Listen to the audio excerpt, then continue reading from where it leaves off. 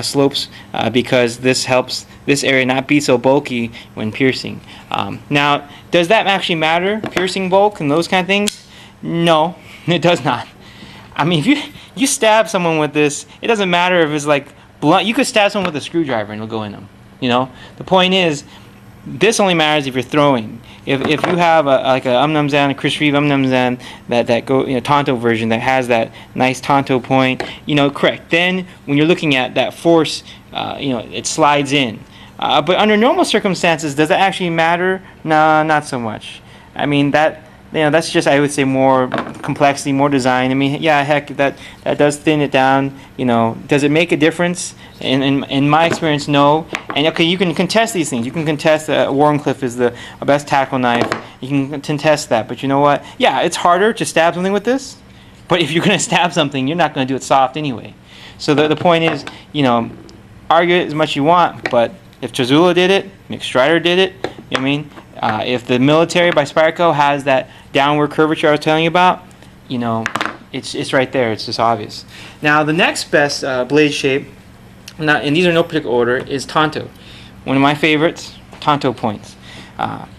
You have let's see, and the reason why a Tonto point is so good is because one, correct, they were used by samurai, so correct, they're better. They have the strong tips for piercing through, heavy objects, But the thing is, okay, in survival settings, first of all, a knife is not going to chop, unless it's like a Strider GB Tonto, the way it's a folding axe, a folding small axe. A knife would slice. So unless you're going to whittle that wood or whittle everything apart, prying becomes a big aspect. Light prying, just enough to get the job done.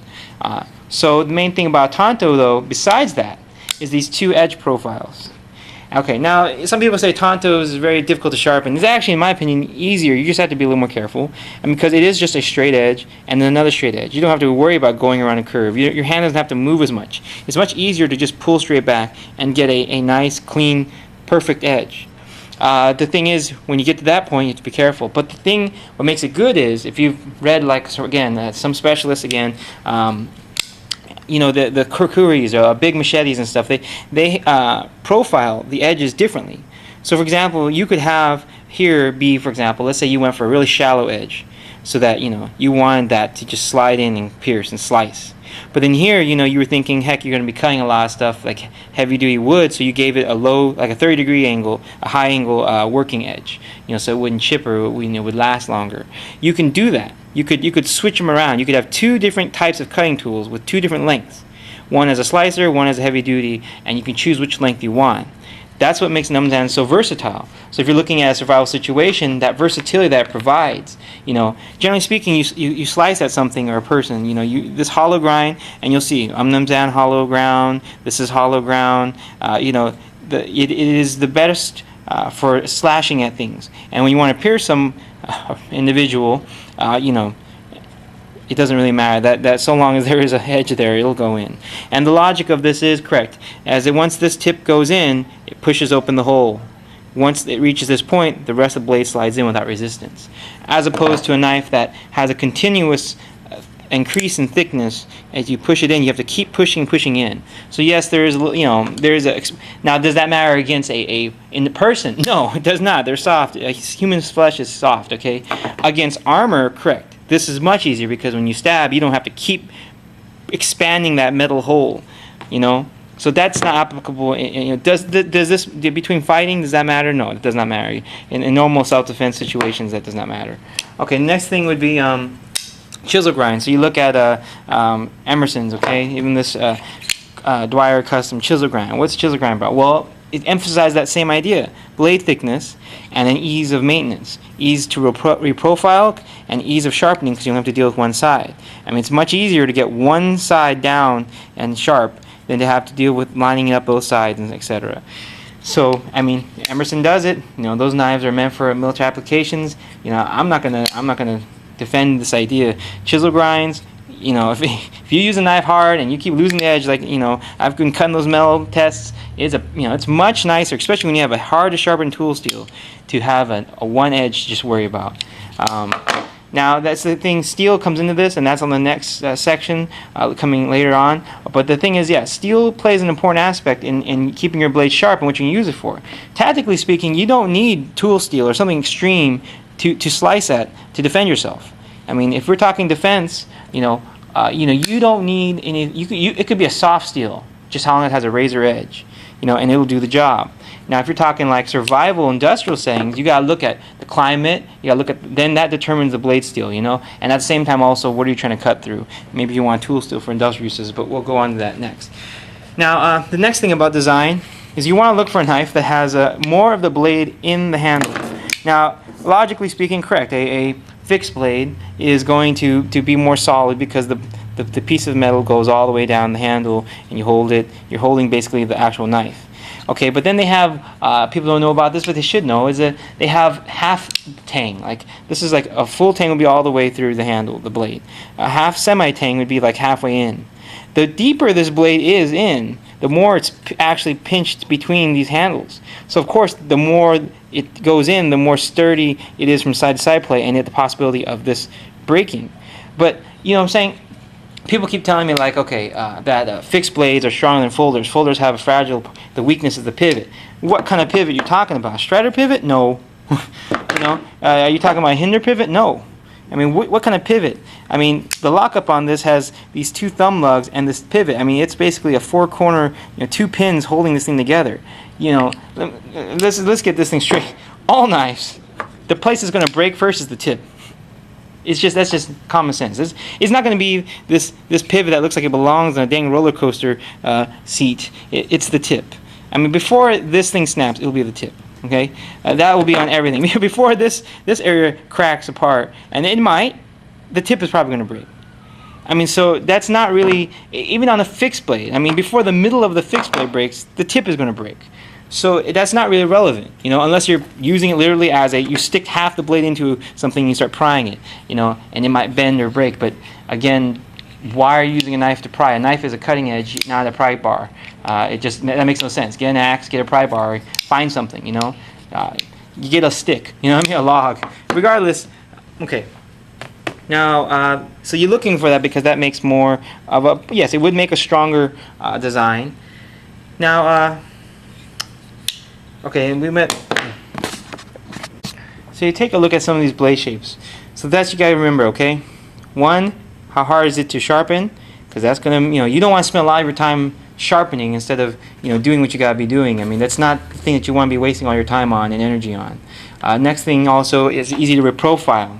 Is also the shape which you're going to use in terms of, is it helpful? I mean, tanto, you want two edges, you want two different types of tools on hand. You got one knife, you want a tanto. That's why the Indians used it.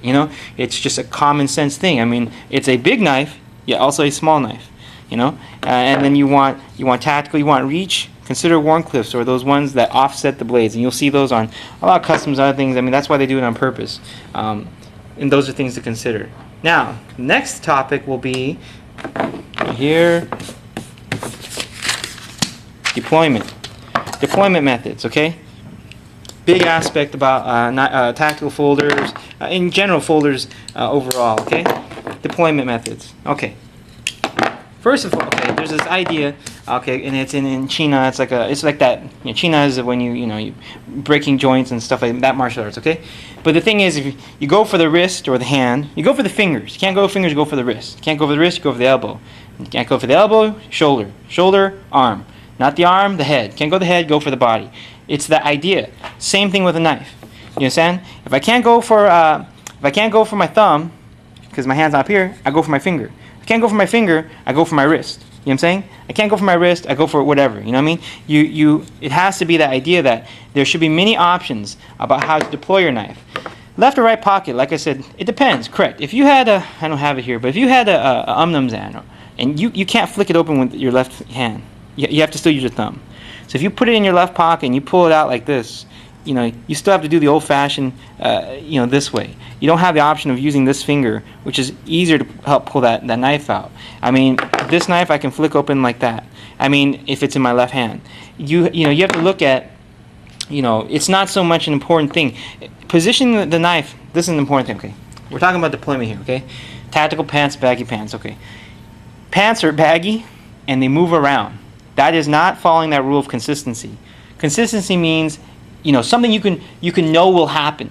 Because there's a lot of uncertainties. You want to remove those things that may be, changing. You want to remove those variables.